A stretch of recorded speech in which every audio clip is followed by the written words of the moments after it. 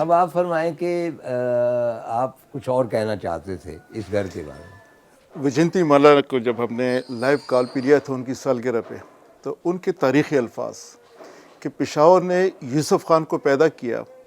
دنیا نے اسے دلیپ کمار بنا دیا اپنی ایکٹنگ کی وجہ سے، اپنی شخصیت کی وجہ سے، اور یہ میرے خیال میں پشاور کے لوگوں کے لیے بہت بڑی بات تھی کہ اس قسم کے الفاظ جو ہے نا وہ انہوں نے ادا کیے۔ دلیپ صاحب، ہماری خوش قسمتی یہ ہے کہ دلیپ صاحب نے اہل پشاور سے لائیو کال پہ 3 مرتبہ بات کی تھی پریس کلب میں، اور ایک یہاں پہ۔ ان کے آخری جو الفاظ تھے اس کے بعد ان کے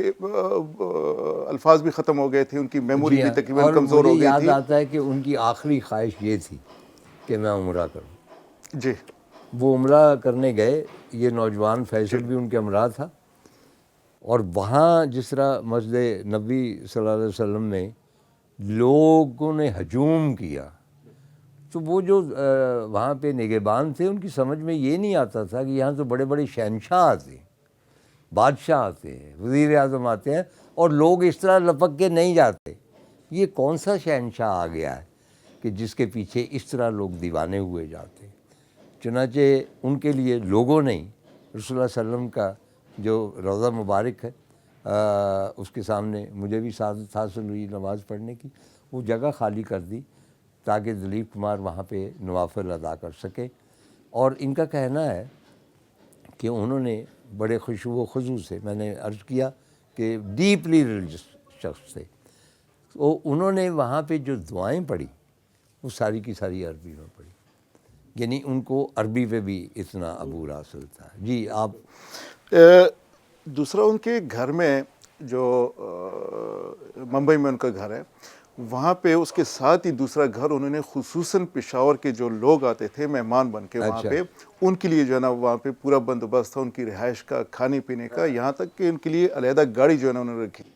تو پشاور کے لوگوں کے ساتھ ان کی خصوصی جو ہے نا ایک محبت تھی، اور اس کے لیے کریم لالا جو ان کے وہاں پہ تھے، محافظ بھی ان کے رہے اور قریبی ان کے جاننے والے بھی تھے، ان کی ڈیوٹی یہ تھی کہ بھئی آپ پتہ لگائیں کہ پشاور سے کوئی آیا ہے ممبئی، اگر آیا تو آپ مجھے ضرور اطلاع۔ کسی کو جانتے بھی نہیں تھے، تب بھی ان کو جنہیں ان کی اچھا رہائش شکیل تمام صاحب، یہ اس چیزیں گھر تھیں۔ کے بارے میں میں یہی پہلے بھی سوال کر چکا ہوں کہ کوئی امکان ہے کہ اس کا پارٹلی تھوڑا سا حصہ پرزرو ہو جائے گا؟ دیکھیں جی، اس میں تو گورنمنٹ کی طرف سے بھی کوشش کی گئی ہے، مختلف ٹائم پہ جو ہے نا اس کے لیے فنڈ ایلوکیٹ کیے گئے ہو ہیں، جائے گا یا نہیں؟ لیکن ہماری اب سول سوسائٹی کی کوشش ہے کہ ہاں بالکل اس میں ہے، اس میں اتنی گنجائش ہے کہ اور ان کی دلیپ صاحب کی خواہش تھی کہ اس کو میوزیم بحال بنایا کر کے یہاں ایک میوزیم قائم کیا میوزیم یا اسکل سینٹر، جہاں اوکے پہ غریب لوگوں کو جو ہے نا کوئی روزگار کے جی، مواقع دیں، یہ تو لیکن ان کے آلریڈی نام سے، غربت زدہ ہے لیکن ان کے نام جگہ، سے۔ لیکن یہاں پہ it's an ideal place for museum. اور میری تو خواہش یہ ہے کہ ان کے ڈائلاگ جو ہیں، جس طرح میں والٹ وٹمن بہت مشہور شاعر ہیں امریکہ کے، ان کے گیا جائے پیدائش پہ تو تھرو آؤٹ ان کی نظمیں چل رہی تھیں، اور تحت اللفظ میں اور بہت ہی خوبصورت انداز میں، اور رونگٹے کھڑے ہو جاتے تھے وہ نظمیں سناتے ہوئے۔ میری تو خواہش یہی ہے کہ اس میوزیم میں جب بھی یہ مختلف چیزیں جمع کی جائیں، کچھ نہ کچھ آثار تو ہوں گے نا، یہ کچن کے تھوڑے سے آثار بچ جائیں، اس بیڈ روم کے بچ جائیں، تو یہاں پہ ان کے ڈائلاگ جو ہے وہ بھی گونج رہے ہوں ہر طرف۔ سہرا بانو سے ہم نے ایک ریکویسٹ کی تھی، اور انہوں نے کہا کہ جب آپ یہ قدم اٹھائیں گے تو ضرور ہیلپ کریں گے۔ ہم نے ان سے ریکویسٹ کی تھی کہ دلیپ صاحب کے جو مختلف سوٹس ہیں جو انہوں نے مختلف فلموں میں پہنے ہیں، وہ اگر ہمیں مل جائیں تو ہم یہاں پہ، ہماری کوشش ہے کہ اگر میوزیم بنانے میں کامیاب ہو گئے تو ان کی فلمیں یہاں پہ چلیں گی، یہ بہت اچھا یہ آئیڈیا ہے۔ اس سے ریونیو بھی جنریٹ ہوگا، جی جی، اور یہ جو خستہ حال آپ اس کی پوزیشن آپ دیکھ رہے ہیں، اس کو بھی کم از کم اس کی اچھا رینوویشن وہ کے لیے کون بہت سی چیز کہتے تھے کہ دلیپ صاحب بڑے شوق سے ریوڑی کھاتے تھے، کیا کھاتے تھے؟ جی اس کو ریوڑی بولتے ہیں، وہ پستہ اور چلغوزہ، وہ شوق سے اچھا وہ کھاتے ہیں۔ یہ گڑ کی کوئی چیز بنی ہوئی یہاں ایک بزرگ نے مجھے دی، اور یہ دلیپ کمار کے بچپن کی مٹھائی ہے، اور یقیناً وہ بھی اس کو بہت پسند کرتے تھے۔ اب میرے دانت نہیں ہیں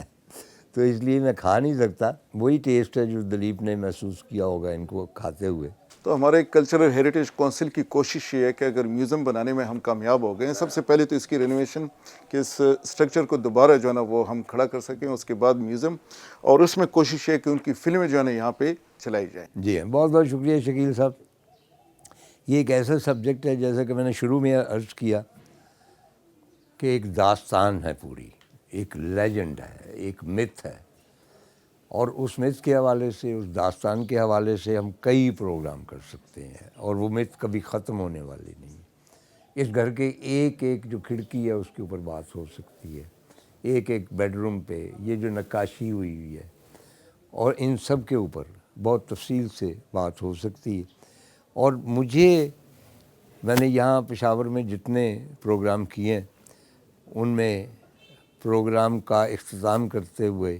اتنی اداسی مجھ پہ کبھی طاری نہیں ہوئی جتنی آج ہے، کیونکہ میں جانتا ہوں کہ یہ در و دیوار بھی بہت دیر تک قائم نہیں رہیں گے، یہ کھنڈر ہو جائیں گے، اور اس میں دلیپ جہاں پہ پیدا ہوئے وہ پیچھے جو بیڈ روم اس کے آثار بھی ختم ہو جائیں گے، وہ کچن بھی ختم ہو جائے گا۔ یہ جو فرش ہے خوبصورت، جہاں وہ بچپن میں وہ رضائی میں اندر انگیٹھی جلا کے یہاں کے کسٹم کے مطابق سویا کرتے تھے، یہ سارا کچھ ختم ہو جائے گا۔ لیکن میں جب تک ہوں، میں دلیپ کو بہت مختلف انداز میں وہ مجھ پہ اثر انداز ہوتا رہے گا۔ خواتین و حضرات، کہا جاتا ہے کہ شاہ حسین کا کلام ہے، مائے نی میں کنو آکھاں درد و چھوڑے دائے حال نہیں۔ وہ کہتے ہیں کہ جن کی مائیں مر جائیں ان کو وہ کافی نہیں سننی چاہیے۔ مارننگ ٹرانسمیشن کے دوران اتفاقاً وہ کافی لگ گئی، اور میں جانتا ہوں کہ میں نے کس طرح اپنے کو ضبط کیا اپنے آپ پر۔ تو جس طرح مائے نہیں میں کنوں آکھاں درد و چھوڑے دائے حال نہیں، اسی طرح ہی ظاہر ہے کہ میں ایک بوڑھا شخص، میری ماں بھی مر گئی ہے،